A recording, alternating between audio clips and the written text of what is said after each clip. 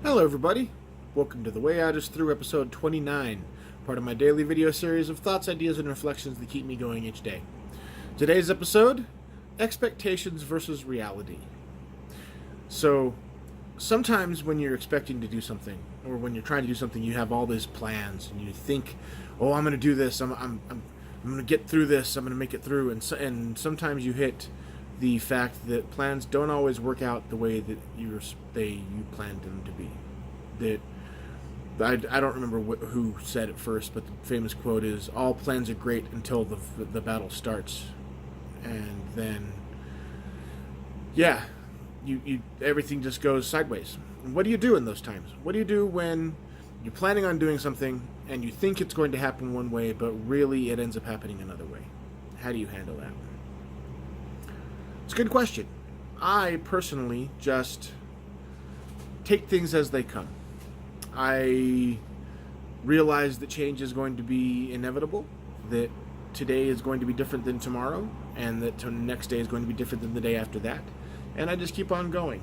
And I know that while this time might have failed, if I keep on trying, I'll end up with success. Because every failure you have, every time that you fail, is just another way to show you what to do next time to succeed.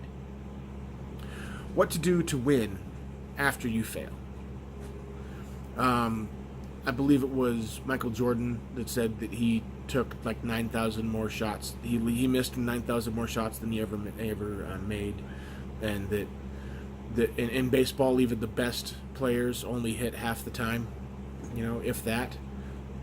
There's all these standards of excellence that from the outside you think, oh, that's perfect, but really they had to fail a lot to get to where they are. And so you have to accept the fact that sometimes you're going to stumble, and that's okay. Use all of that as teach you what not to do next time, so next time you don't stumble. It's fine to make mistakes, just try not to make the same mistakes more than once. So, expectations versus reality.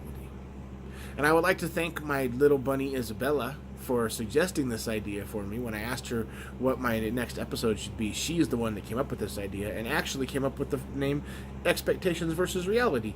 And she's a 7-year-old, little beautiful rainbow baby. She's brilliant, so I just am so proud of her. Isabella, I love you. Thank you so much for being the most amazing daughter in the whole wide world. And thank you for being the bestest support in the world and for being my sweet little rainbow bunny.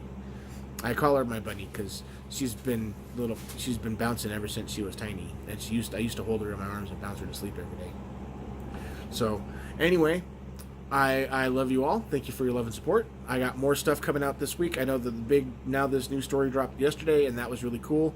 In 2 days, I have the NPR podcast coming out, so stay tuned for that. And I have much more coming down the pike, so stay tuned. Thank you all for your love and support. Please like, share, and subscribe, and hit that notifications button so you can see what's coming next. And as always, you are not alone.